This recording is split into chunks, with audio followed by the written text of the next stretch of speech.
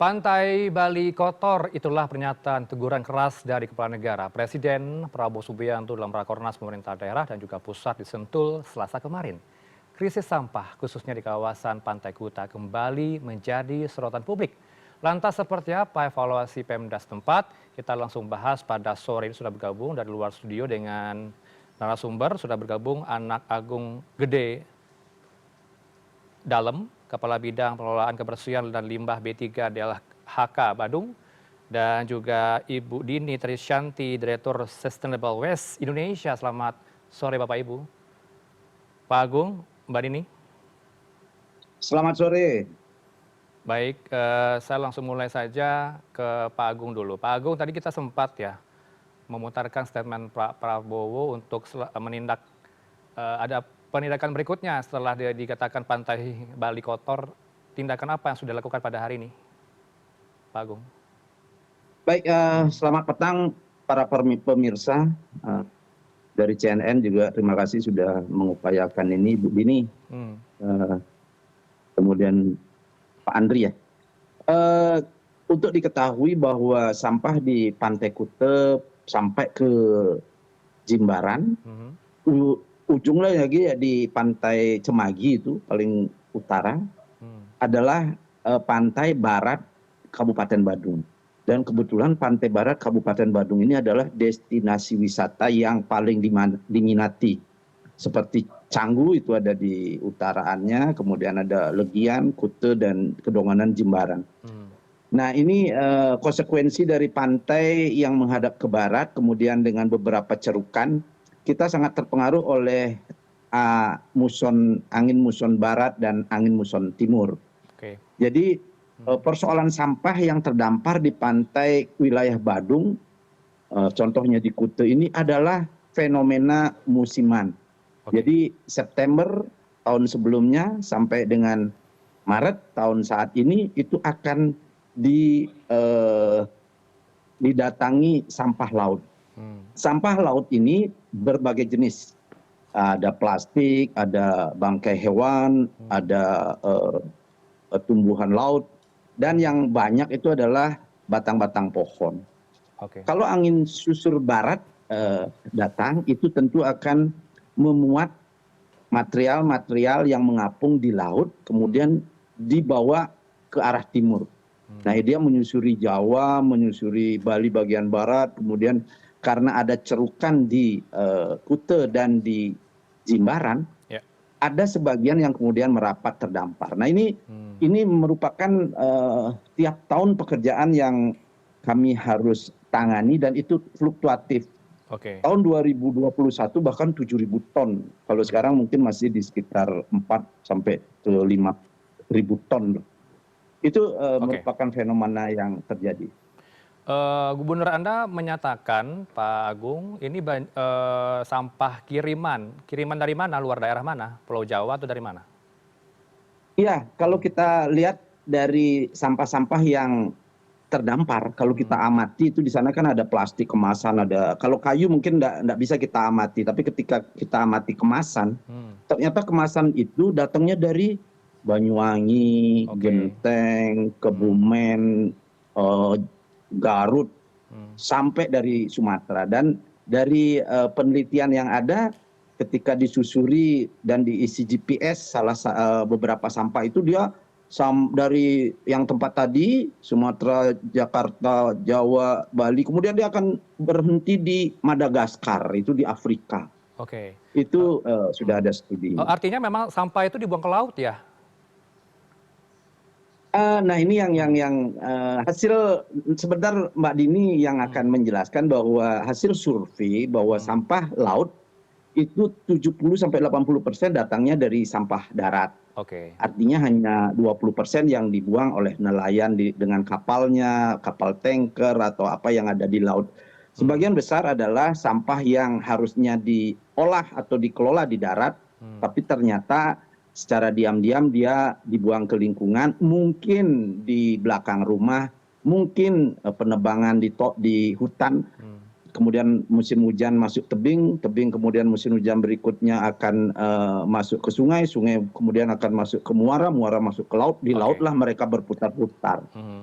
Baik, betul seperti itu Mbak Dini. Sampah yang terjadi di pantai Bali ini sampah kiriman dari luar daerah atau memang sampah dari Pulau Bali?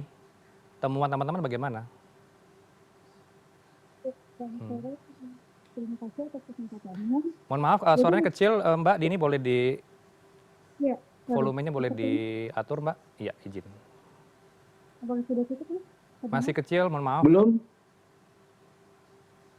Halo? Iya, Masih kecil? Mungkin speakernya nggak connect itu. oke. Kita lanjutkan dulu sebelum diperbaiki, sembari diperbaiki oleh Mbak Dini. Mbak, saya ke Anda Pak Agung. Pak Agung, kemudian apa tujuan Satgas ini? Kenapa baru sekarang dibentuk? Eh, Hmm. ini mungkin salah satu penajaman situasi gitu, karena sebelumnya kami sudah melakukan kerjasama dengan berbagai pihak. Karena ini memang setiap tahun terjadi.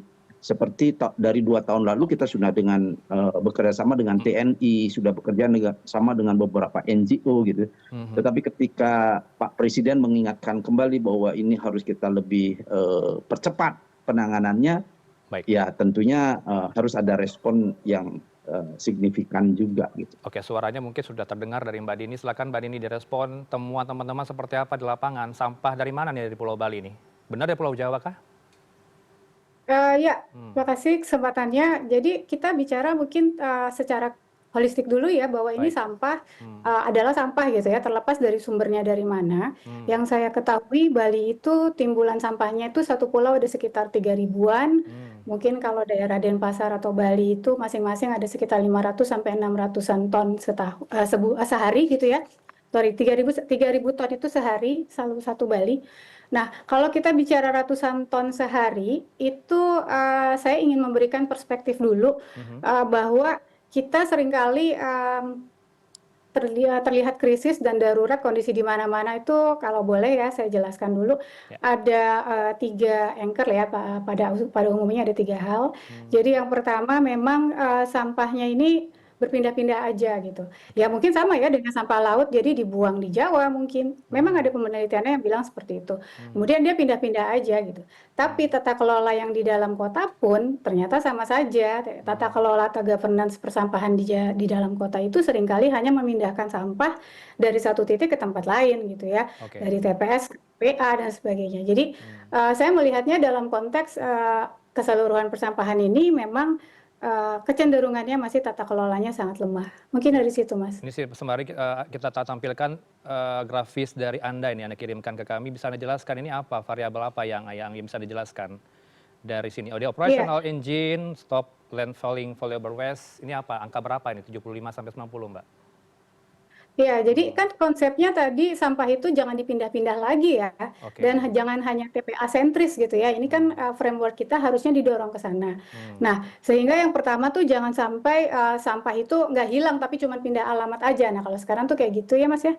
Nah, yang kedua kita ingin mendorong gitu ya bahwa jangan lagi TPA sentris tapi mulai banyak diolah di dekat sumber gitu. Jadi didorong untuk ada pengolahan-pengolahan, baik itu daur ulang, pemilahan-pemilahan, ada MRF, ada RDF, ada maggot, dan sebagainya, sehingga yang ke TPA itu hanya sisanya aja gitu ya. Itu kalau bisa dilihat dari gambar ini ya hanya sekitar 25 sampai 30% aja deh kalau bisa. Gitu. Jadi konsepnya kita harus mulai meninggalkan sentralistis TPA ini dipecah lah gitu di sumbernya sebisa mungkin, paling nggak di tingkat kecamatan dulu. Kalau misalnya nggak bisa ya di TPA dulu tapi ada pengolahan gitu. Nah ini konsep kita hub and spoke, itu artinya bisa kok bikin network sama bank sampah sama TPS 3R, asal memang ini koordinasinya, sinerginya tuh, visi misinya tuh sama gitu antara pemerintah pusat maupun daerah. Oke, langsung saya lempar ke Pak Agung. Sudah dilakukan ini Pak Agung, tidak hanya TPA sentris, ada pengolahan di pantai terdekat. Iya, perlu juga kami sosialisasikan, ini sangat penting harus disampaikan bahwa pengelolaan sampah itu terdiri dari 2 major. Yang pertama adalah pengurangan, yang kedua adalah penanganan. Jadi pengurangan itu penting, bahwa masyarakat itu jangan senang membuat sampah. Contoh ketika belanja kalau dikasih tas kresek, tas jinjing yang warna-warni malah seneng semua. Saya minta yang kuning, ntar ada yang biru, yang biru tambah lagi deh. Beli lagi rempeyek, tambah lagi yang warna ungu itu. Padahal sampai di rumah itu menjadi sampah. Nah, budaya itu sudah kita lakukan di Badung, bahwa kita mengeluarkan Pergub nomor 47 itu tentang pembatasan plastik sekali pakai.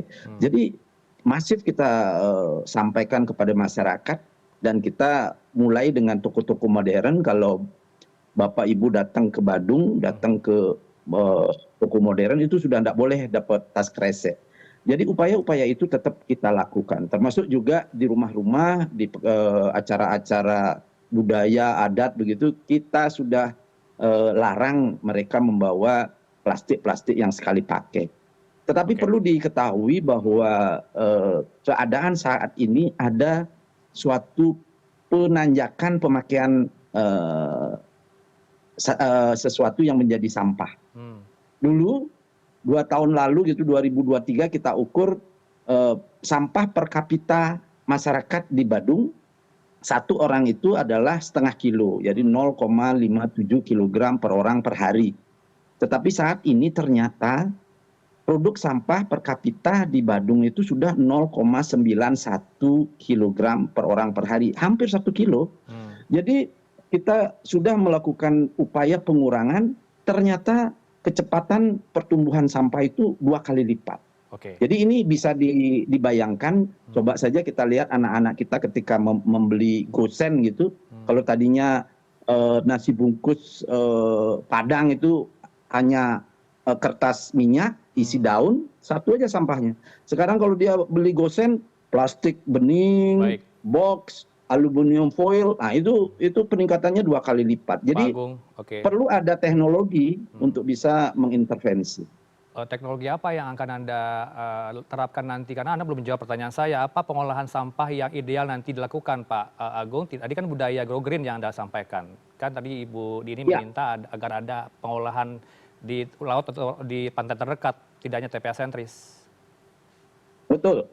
Jadi di Badung itu dari 62 desa, kita 46 desa kelurahan sudah memiliki TPS 3R. TPS 3R kalau kita lihat adalah dia mengelola sampah desa. Jadi desaku bersih tidak mengotori desa lain, itu gubernur, perintahnya gubernur. Jadi pada prinsipnya di TPS 3R itu dilakukan pengelolaan. Pengelolaannya mereka memang mensosialisasikan sedikit pakai sampah, kemudian kalau ada sampah pilah. Ketika sudah dipilah masuk ke TPS 3R, kompos itu bisa dijadikan pupuk di TPS 3R. Sampah yang terpilah bernilai bisa dijual ke bank sampah. Kita punya 200 bank sampah di Badung. Kemudian residu saja yang akan ke TPA 15-20%. Bahkan Mbak Didi tadi bilang 25% paling banyak, kan begitu. Nah ini sudah kita lakukan, Bang. Bahwa kemudian ketika TPS 3R itu tidak mampu membuat kompos, kita integrasikan. Kita pusat daur ulang dengan mesin pengomposan hibah dari Jepang, namanya SIMS. Kita bisa bantu mereka membuat kompos. Cukupkah dengan TPS 3R itu, Mbak Dini? Untuk mengelola sampah? Iya. Jadi kalau ini kan kalau kita bicara katakanlah misalnya satu kota 500 ton per hari ya, itu TPS 3R itu kan paling sekitar 5 ton sehari ya. Jadi itu sebenarnya kalau memang solusinya TPS 3R artinya mungkin sekitar 50 atau mungkin 100 gitu. Nah makanya kita mendorong konsepnya TPS 3R itu sebagai spoknya yang kecil-kecil gitu. Tapi tetap perlu ada yang lebih menjadi hubnya mengolah dengan kapasitas ratusan, puluhan minimal ya, 50 gitu, atau mungkin kalau ada 2 atau 3 bisa jadi 100 atau 120, baru itu menurut saya bisa signifikan menangani volume sampah yang setiap hari masuk gitu. Jadi saya ngelihatnya ini konsep terintegrasinya itu harus benar-benar menyusun ekosistemnya gitu, bukan hanya terfragmentasi lagi. Dari rumah ke TPS itu terpisah, kemudian dari TPS 3R ke TPS T itu terpisah, dari TPS T ke TPA-nya juga terpisah. Nah ini sebenarnya tantangan kelembagaan mungkin ya Pak Anak Agung ya, bagaimana bisa mengintegrasikan dari hulu sampai hilir supaya kelembagaannya juga bisa bereformasi gitu. Tidak lagi parsial-parsial, sendiri-sendiri. Nah, itu memang membutuhkan banyak effort gitu ya. Bahkan mungkin masyarakat harus dilibatkan, KSM harus dilibatkan, UPT juga harus diberdayakan, atau mungkin jadi BLUD. Jadi memang ini lapisan institusinya, lapisan teknologinya, itu harus bareng-bareng. Tapi saya melihatnya S3 hari ini tidak akan cukup kalau tidak ada salah satu hub-nya yang memang mengolah secara lebih masif gitu. Oke, apakah sudah dilakukan ini harmonisasinya antar lembaga, Pak Agung? Ya, seperti yang saya katakan tadi bahwa kita tidak hanya mendorong TPS 3R bekerja sendiri. Jadi bisa dilihat di Menguitani, nanti kita punya pusat daur ulang dan TPST Menguitani. Kita sudah mengintegrasikan ada 12 TPST yang kita bantu bagaimana dia mengolah kompos. Kalau memang tidak dibantu dia akan kolaps karena TPS 3R biasanya hanggarnya kecil. Nah, itu kita sudah integrasikan, tetapi kembali lagi bahwa percepatan tumbuhnya sampah itu 2 kali lipat. Ternyata tidak cukup dengan mengintegrasikan itu kepada pusat daur ulang, tetapi seperti Bapak Presiden sudah nyatakan, kita perlu PSEL, karena itu akan betul-betul membantu kita memanajemeni bagaimana kota menjadi bersih, diangkut dengan tertib, kemudian habis di PSEL menjadi energi. Di samping kemudian pengurangan sampah di hulu tetap kita lakukan. Baik, terakhir ke Mbak Dini, apa rekomendasi Anda bagi semua pejabat setempat, terutama Bali nih, untuk dari kemudian hari tidak melihat lagi sampah yang ada di pantai Bali? Ya, yang pertama mungkin saya mau highlight ini harus koheren ya visi misinya pemerintah gitu. Kita menggaungkan sirkular ekonomi, pemberdayaan masyarakat, tapi juga sekarang ada mau percepatan PSEL. Ini kan di lapangan banyak terjadi perdebatan ya, apakah sirkular ekonomi, apakah PSEL, karena seakan-akan PSEL ini membakar semuanya, tidak perlu dipilah dan tidak perlu sirkular ekonomi. Jadi menurut saya yang pertama koherenkan atau sinkronkan ini kebijakannya, visi misinya mau seperti apa gitu. Nah, kemudian juga menurut saya ini peran pemerintah daerah ini juga perlu pendampingan dari pusatnya juga, ya. Jadi baik dari sisi perencanaan, validasi dari teknologi-teknologi, kan banyak ya yang menawarkan teknologi-teknologi. Itu sangat butuh validasi dari para expert, mungkin juga dari pusat gitu. Nah, kebijakan-kebijakan itulah yang mensinkronkan dari hulu sampai hilirnya ini yang sebenarnya sangat-sangat sulit dilakukan, dan saya rasa itu yang terpenting untuk para pejabat ingat gitu ya, bahwa pengelolaan sampah ini memang rumit gitu, dan kebijakan anggaran, komitmennya itu juga harus benar-benar jangka panjang gitu, bukan hanya politis semata gitu. Baik, ini semoga didengar juga oleh Pak Menteri Lingkungan Hidup begitu ya, Menteri LH, untuk melakukan pengawasan terhadap sejumlah tempat atau daerah yang masih dianggap kotor. Terima kasih untuk waktu Bapak Ibu berdua, Bapak Ana Agung Gede Dalem, Kepala Bidang Pengelolaan Kebersihan Limbah B3 DLHK Badung, dan juga Ibu Dini Trisyanti, Direktur Sustainable Waste Indonesia. Selamat sore Bapak Ibu. Selamat sore, terima kasih.